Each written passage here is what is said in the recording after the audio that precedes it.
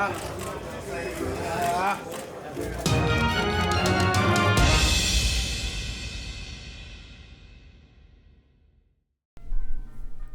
Spence says that Oscar De La Hoya doesn't treat black fighters well, or at least Golden Boy. What up, Fight World? It's your boy Ego, and I'm back with some more boxing. Make sure you smash the like button. Also, subscribe to the channel for the latest and greatest in boxing. If you want to become part of the gang, notification gang, please hit the bell icon. Shout out to the super chats, channel donations, the Venmo donations, and the Patreon family. We working now. I'm in Dallas still. I'll probably be here for one more night. And I had a great time. I covered Mikey Garcia, Errol Spence Jr. fight, IBF welterweight championship of the world, and it was a great experience. I'm very fortunate that I got to be part of history. I did a video on the ring walks, and let's jump right into the content.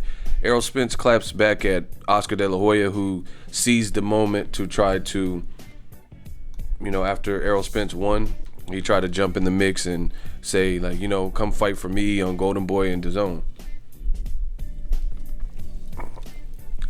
Shout out to this though. And Errol Spence, he felt the type of way. I think Errol Spence, in my opinion, he kind of had a chip on his shoulder. There was a lot of disrespect. He even said post-fight he felt insulted because legends and different people were picking against him. He's like, man, so I'm the bigger guy. I'm technical too. I've been to the Olympics. People are like, you trying to hold me. You trying to disrespect me. And people didn't even really, that I seen, a lot of people who were picking Mikey, nobody really effectively broke it down and said, hey, Mikey is significantly better in this, and this metric, so I'm picking him to win. People were saying very generic stuff. He has more experience. I'm like, what do you mean he has more experience? Mikey never went to the Olympics. He does have experience, but Errol went to the Olympics. You don't just hand that out. So that's a whole ordeal of experience in itself. Sparring with Floyd Mayweather, that's a ton of experience based on Floyd Mayweather's been a pro for 22 years at an elite level. So before he became a champion, sparring and holding his own against guys like Floyd, that's an experience. So I never really even seen what people seen. We kind of went along with it. I rate Mikey Garcia, so it's kind of the what if factor. But anyway, Errol had to get some stuff off his chest. He clapped back at George Foreman, and he said, hey brother, you said I was gonna lose. There was a reporter post-fight, and he's like, hey, you picked me to lose. He's like, I watch all this stuff. I know who's saying what. I'm well aware. And anyway, De La Hoya, he took the opportunity to try to jump in the mix and put his bid in. He has since deleted the tweet. I don't know why, but if you look at it, it says tweet is unavailable. Fortunately for new media, it's not that easy, and I have a screenshot of it. So here's the tweet. March 16th, 11:43 p.m. I don't even know why he deleted it. Like, we didn't all see it. That looked kind of weird. It's just like when someone claims that their wife got murdered, and but they try to clean up the blood when they got home, but they didn't have nothing to do with it. Why'd you try to clean up the scene? Really weird for De La Hoya to delete it. Errol said his piece, which we'll get into, but I didn't really see a reason why he would delete the tweet. Everyone's seen it. Anyway, Oscar De La Hoya, his verified page, he says, at Errol Spence Jr., congratulations on your victory. If you want to make real money, let me promote your next fight on DAZN.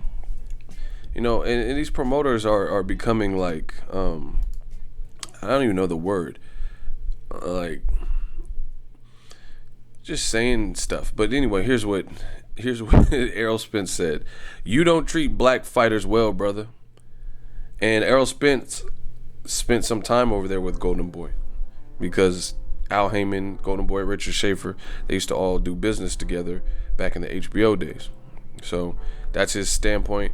And it's funny, man. New media, I told you, it's funny. First of all, there's a couple things funny. For starters, it's funny that we're new media. We're not trying to be like nobody else. They're trying to be like us. Now, all of a sudden, people who never stood for nothing, never stood 10 toes down, never cared, never talked about these racial double standards in boxing, these inequalities and things that are unfair, and these issues that people wanted to sweep under the rug and attempt that they didn't exist. Now all of a sudden people want to make videos about it because you have like Errol Spence talking about it and more people, and I just find that funny.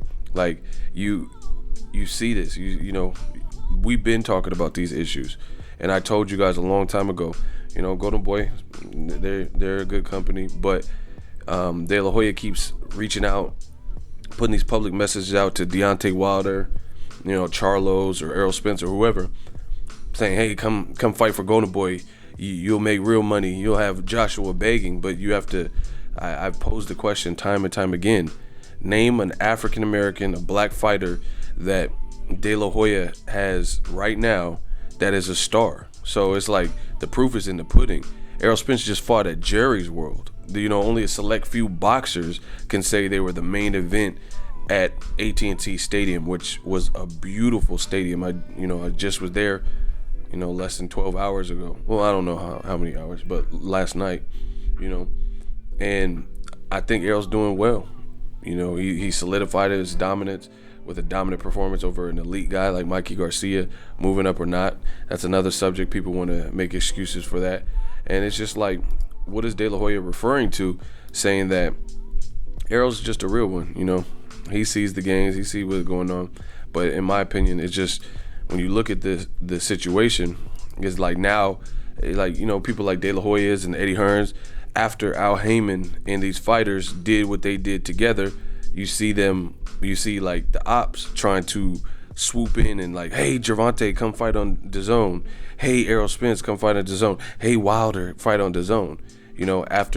But then they constantly talk about how Al Heyman is the cancer to boxing and the devil of boxing, and he don't want to make fights and stuff like that, but steadily trying to mimic and emulate, whether consciously or subconsciously, his game plan. Al Heyman brings fights back to network TV. Other people bring fights back to network TV.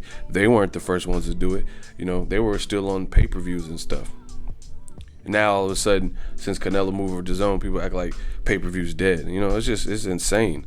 And they don't want to give that black man, Al Heyman, any type of credit at all for the innovation that he's brought to boxing with Premier Boxing Champs, bringing stuff back to network, getting these network deals. Al Heyman was on ESPN before Top Rank, and stuff like that. And now he's trying to lure, Oscar De La Hoya with Golden Boy and DAZN. He's like, hey, you want to make some real money? I'm pretty sure Errol Spence made some real money because that crowd was lit. So I'm pretty sure he made real money right there. And again, you look at Golden Boy's, I can't even really think of many fighters that are signed to Golden Boy that are black in general. Rashidi Speedy Ellis, but he hasn't been, that's my dude, but he hasn't been in like major fights where he's getting a lot of traction. So why didn't you make him into a star? He spars with Demetrius Boo Boo Andrade, and he's talented, he's fast, he has knockouts, good boxing ability. Why didn't you make him into a star? But now you already see this platform. Errol Spence just basically sold out Jerry's World, did 15,000 change at Frisco at the Star, and he's showing and displaying his skill set. Everyone's paying attention, and now you're trying to jump on the bandwagon, and try to, oh, hey, come sign the Golden Boy. But like I said, trying to lure these guys. It's funny, Eddie Hearns, De La Hoya, they all trying to lure these guys into signing over, and so far, most of the guys haven't went.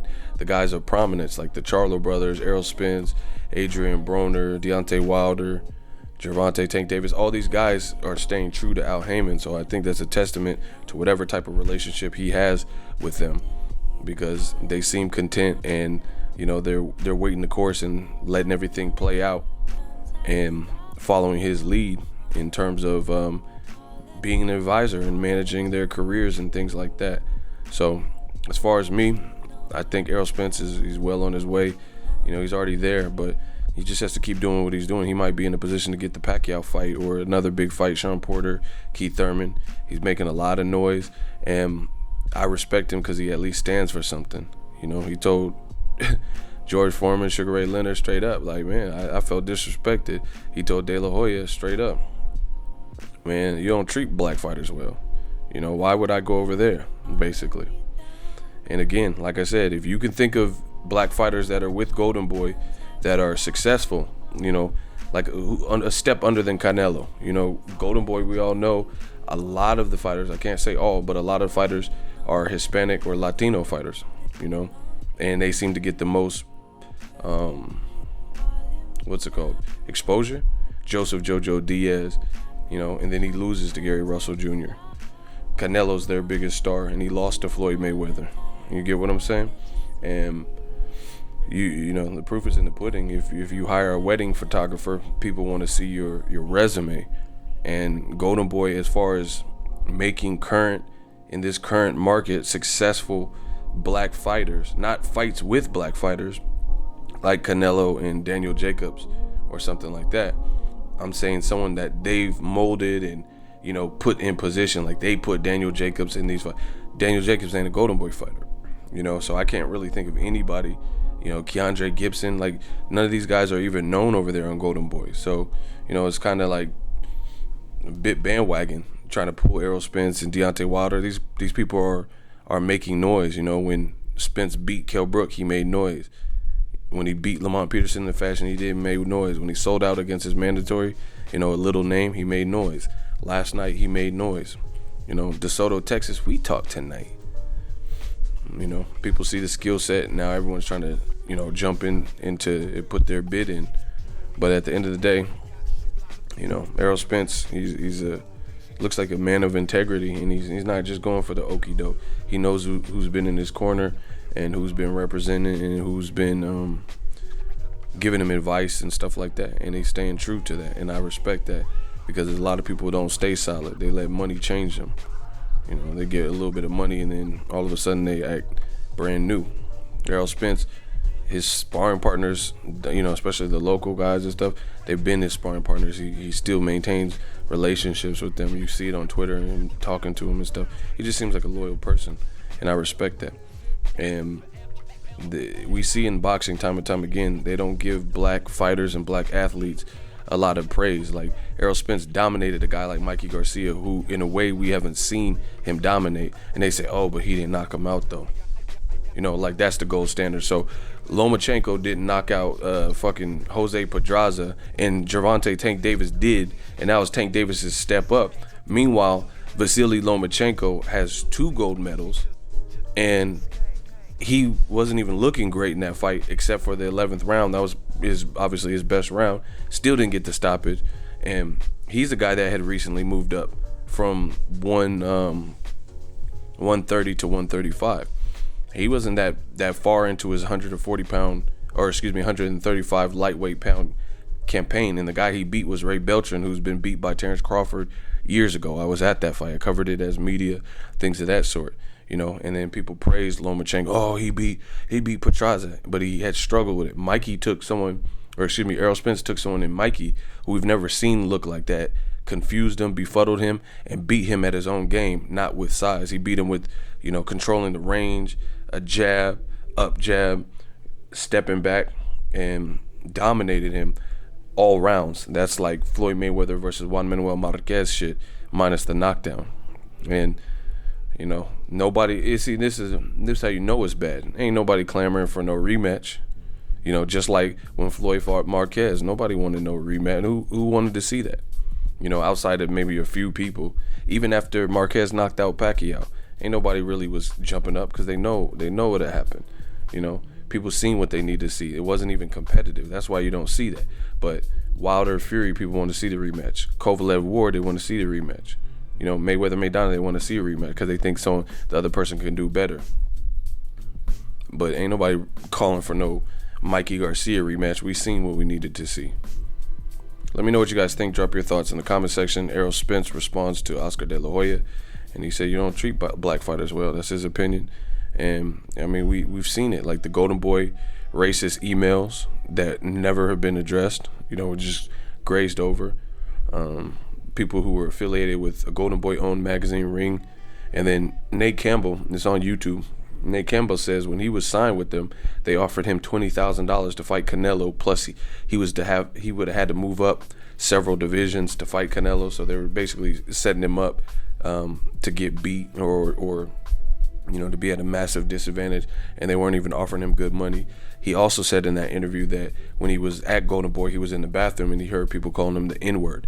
I don't know if there's truth. I wasn't there, but that's what he's saying. And that's a professional prize fighter. And, you know, I don't know why he would just have to put that stigma on Golden Boy, you know, so many years later, but that's what he said. So maybe Errol Spence is aware of these types of things, like the Ring affiliate and the Golden Boy emails, and also what Nate Campbell said and stuff like that. Plus, like I said, you look at Golden Boy's contemporary fighters. You got Ryan Garcia, Canelo, David Lemieux, Mauricio Herrera, Virgil Ortiz Jr.,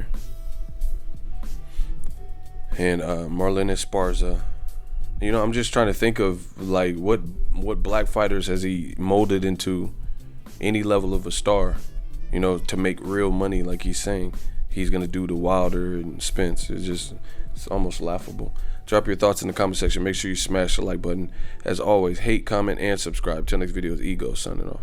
So if you enjoyed this video and want more content like this on the channel, you can show your appreciation by going to the PayPal donate button or the YouTube support button, and you can donate any amount that you feel is equivalent to the value of this video. Much more to come. Thank you guys for your support. Boxing Ego, the future of boxing.